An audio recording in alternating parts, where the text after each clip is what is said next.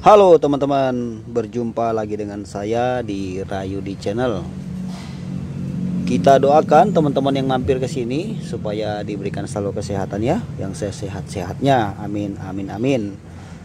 Teman-teman, saya juga mau mengucapkan banyak terima kasih buat kalian yang sudah dukung channel ini, yang sudah terus support ya. Nah, saya tetap semangat untuk memberikan konten-konten yang bermanfaat ya teman-teman ya. Dan buat teman-teman yang berkunjung ke sini, yang sedang menonton video ini, yang belum subscribe, ya kalau masih berwarna merah di bawah tuh, di subscribe ya teman-teman ya, karena subscribe itu gratis. Nah teman-teman, di video kali ini saya mau memberikan penjelasan ya sama teman-teman. Sebetulnya sih ini masalah begini tuh sudah banyak yang tahu teman-teman. Secara umum ya. Pemilik mobil sudah tahu sebetulnya ya kendala-kendala pada sistem kopling mobil kita itu ya, mobil manual rata-rata sudah pada tahu sebetulnya. Cuman di kolom komentar saya tuh ada beberapa yang bertanya ya mengenai soal yang berhubungan dengan kopling untuk mobil manual ya teman-teman ya. Nah jadi di sini saya pikir ya sudah saya bikin aja videonya untuk memberikan penjelasan ya.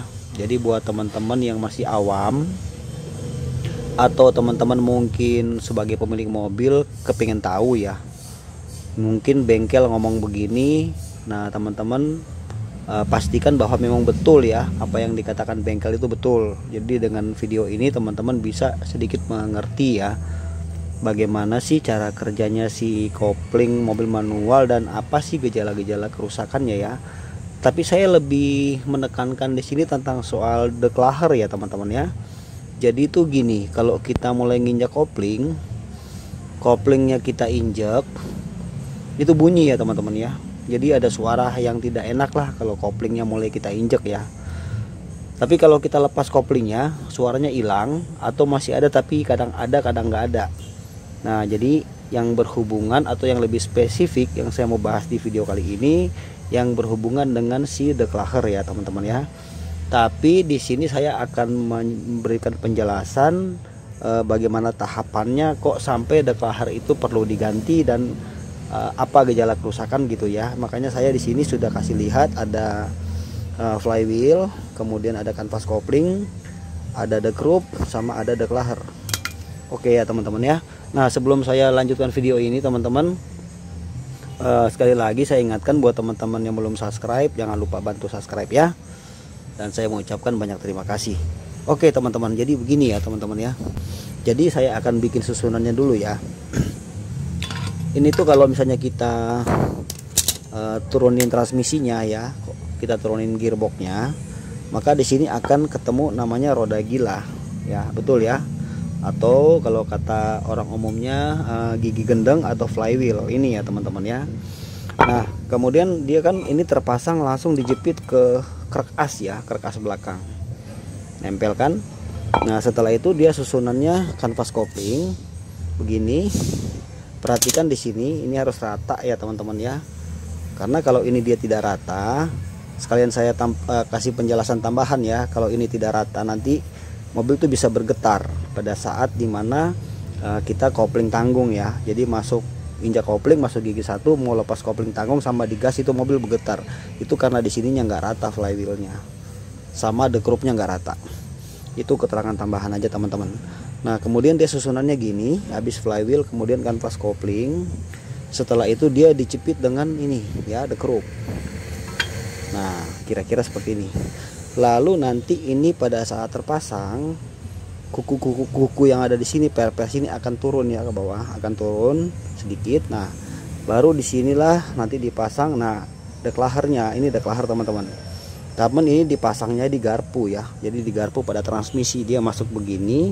Nanti ini terhubung dengan transmisi langsung. Jadi nanti pada saat kita menekan pedal kopling ini bergerak maju sambil muter. Jadi dia maju muter.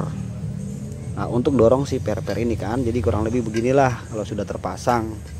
Kemudian di sini kan ada garpunya nih, di sini nanti dia main kan gini, kayak tadi saya bilang dia maju, mundur, maju, neken. Nah jadi gini teman-teman ya, kenapa saat kita mulai menginjak pedal kopling timbul suara kasar atau suara aneh ya. Jadi saat menginjak kopling aja ya. Itu karena declaher ini ya, namanya juga declaher ya. Di sini tuh ada, di dalam ini ada laher ya. Kemudian ada pelumasnya. Jadi kalau pelumasnya sudah sampai nggak ada, maka yang terjadi dia gini teman-teman. Ini kan saya ada bekas yang sudah saya ganti ya. Coba dengar ya. Dengar nggak suaranya? Nah gitu ya. Nah jadi yang menimbulkan suara kasar pada saat kita ngopling itu dari sini teman-teman. Nah sekarang teman-teman kita akan coba menganalisa ya.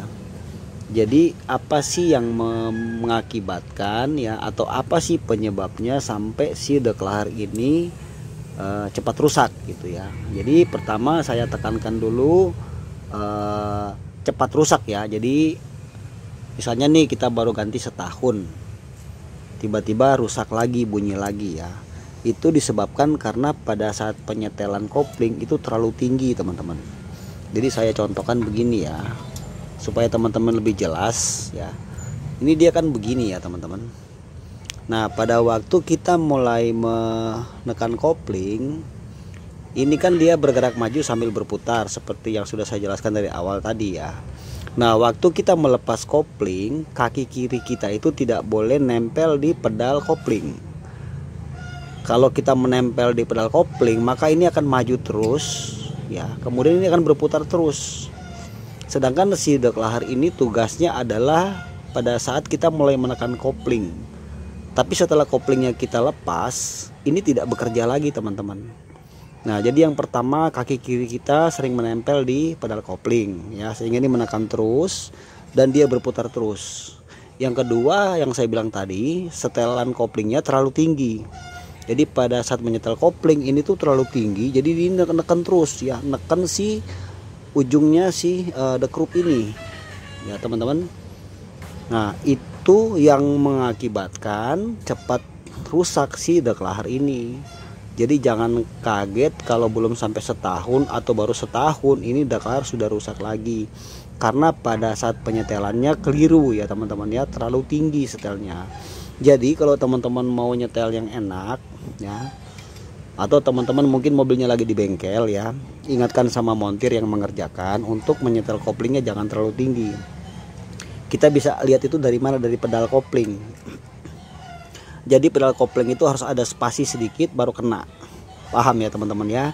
Jadi jangan kita pas nginjak udah kena. Jadi dia harus ada space. Jadi kasih longgar sedikit space-nya. Artinya pada saat kopling dilepas ini dia bebas, tidak menempel di sini.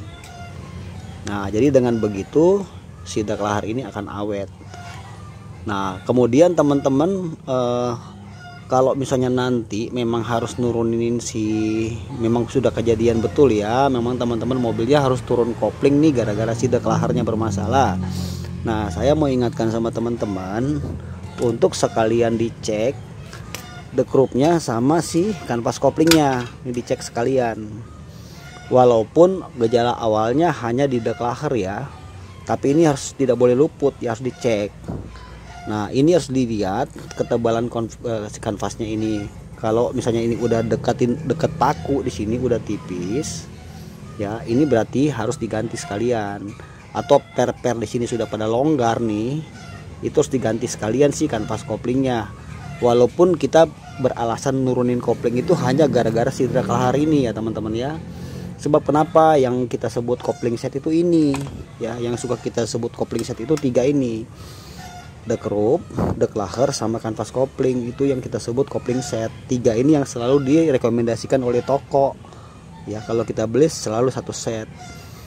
Nah kemudian teman-teman juga yang cek bagian sini yang sudah saya bilang tadi itu ya, tidak boleh sampai gelombang, sama ini tidak boleh gelombang, nanti bisa bergetar mobilnya teman-teman.